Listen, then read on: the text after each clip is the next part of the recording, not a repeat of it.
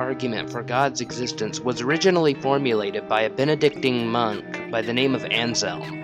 And he argued that God is a greatest conceivable being, or a maximally great being, and that if you could imagine any being greater than God, then that would be God. Anselm's argument has had a long history of revision and development throughout the centuries. The most famous modern-day defenders of this argument that come to mind are philosophers William Lane Craig and Alvin Plantinga, although they use a much different version of the argument than Anselm did. And it is this version that I will be defending in this video. So fire up those neurons, because we're about to use the brains that God gave us.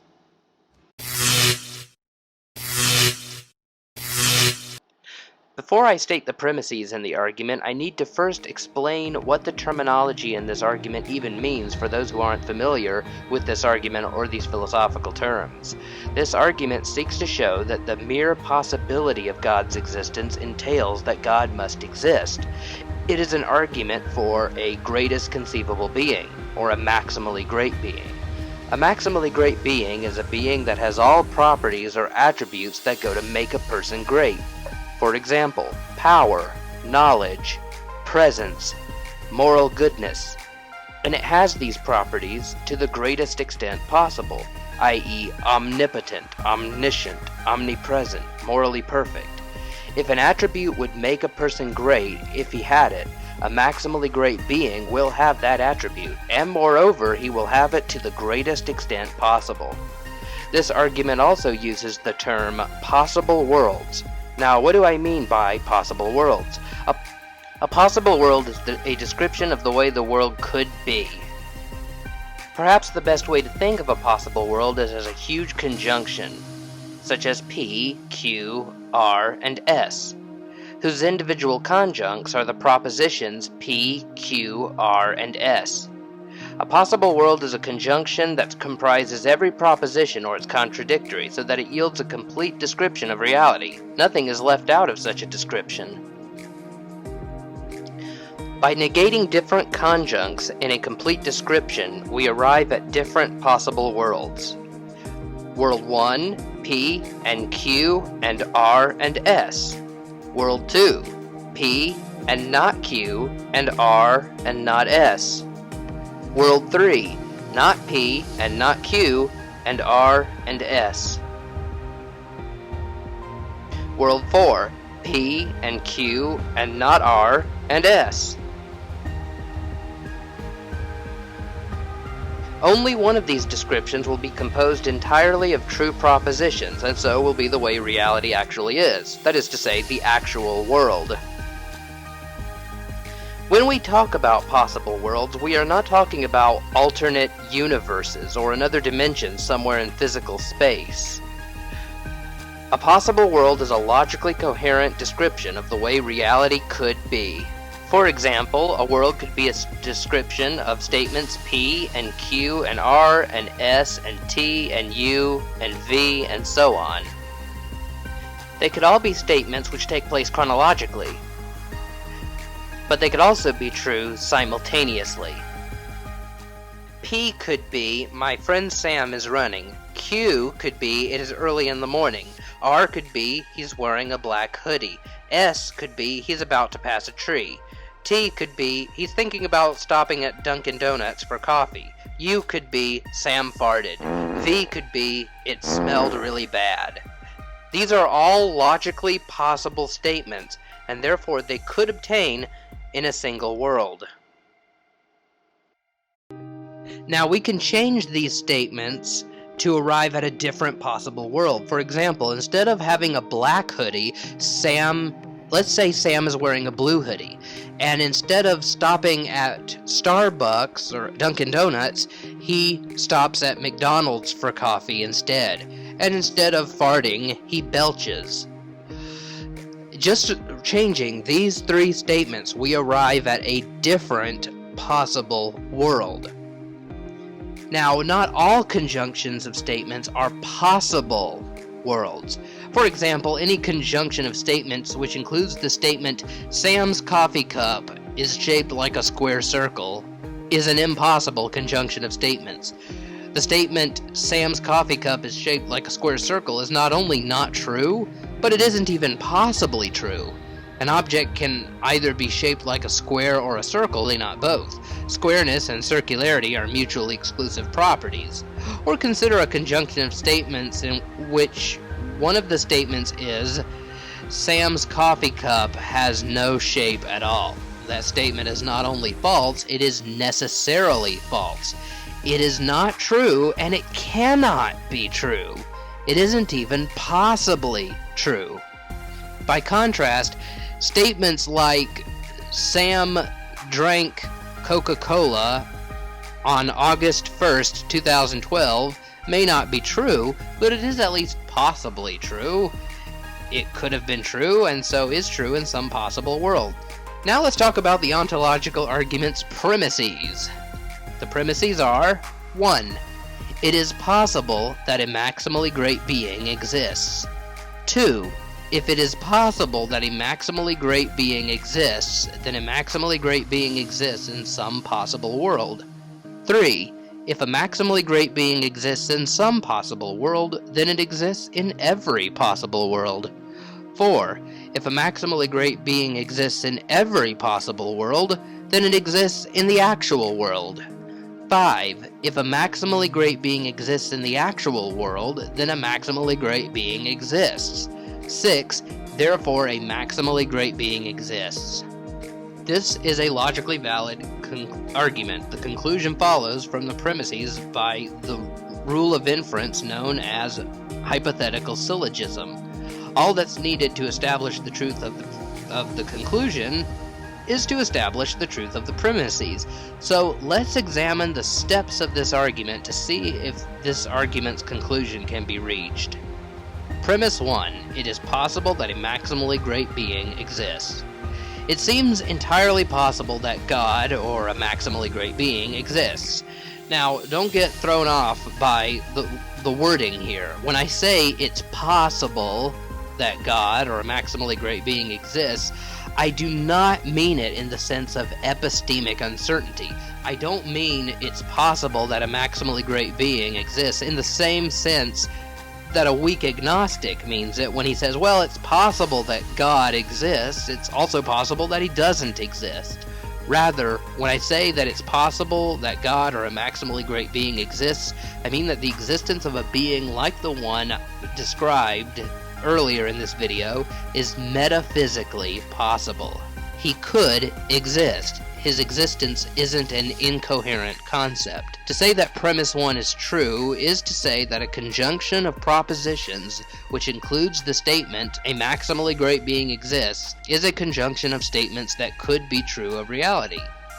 Maybe it isn't true of reality.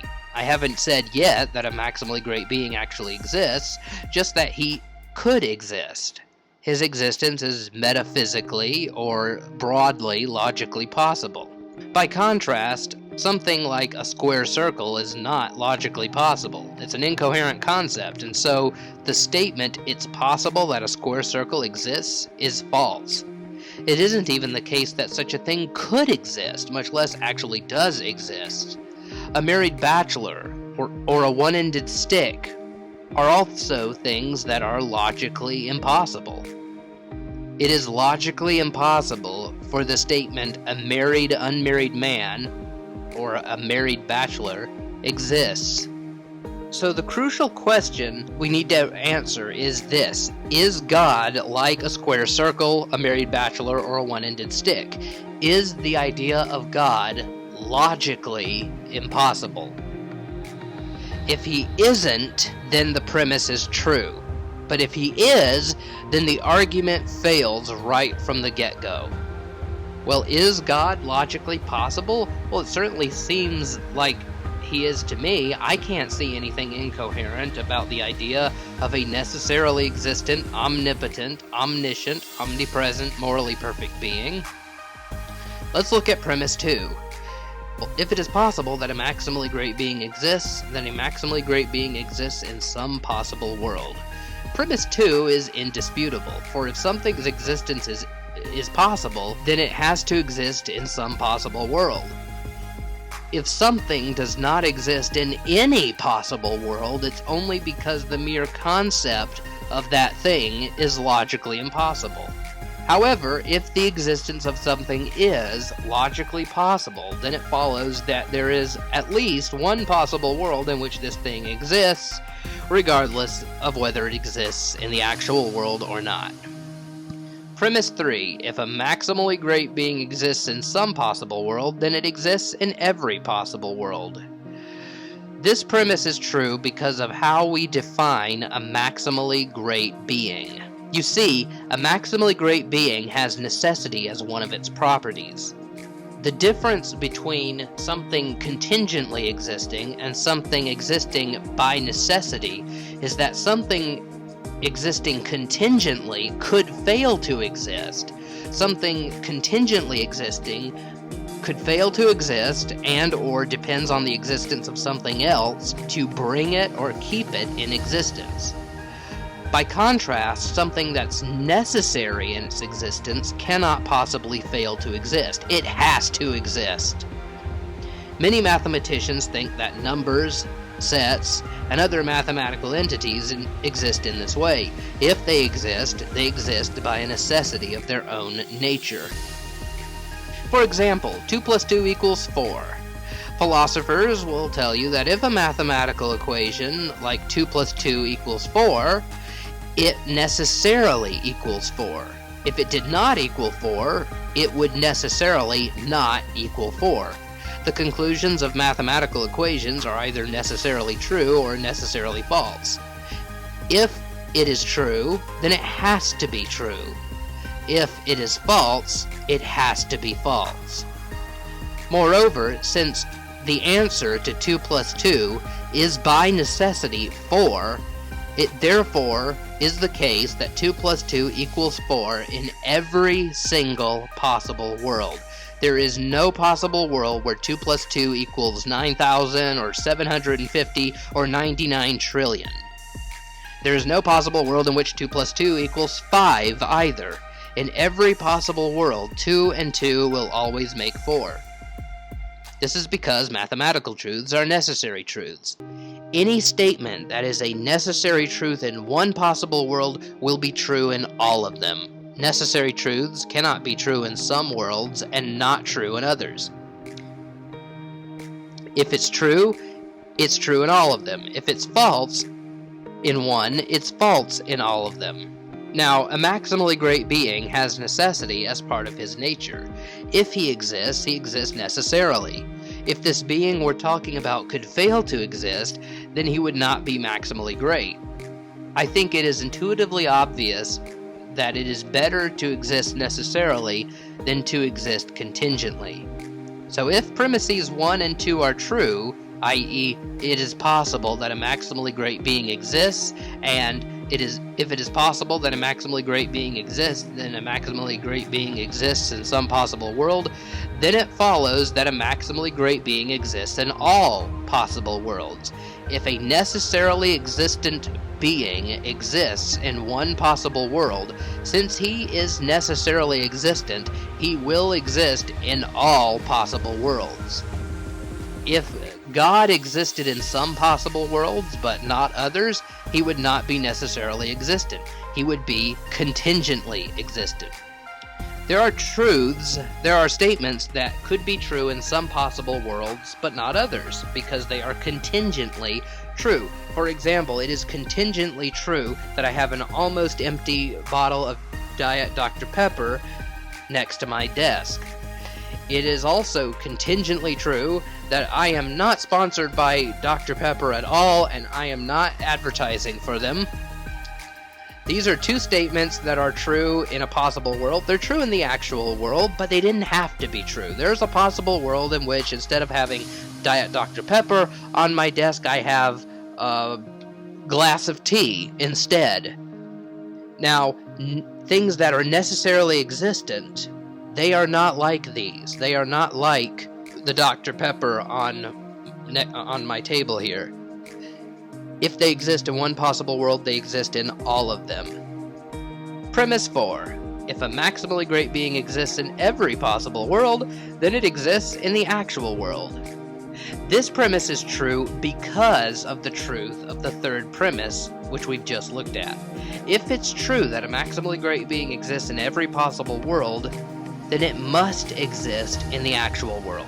Why? Because the actual world is a possible world. It's obviously possible because it exists.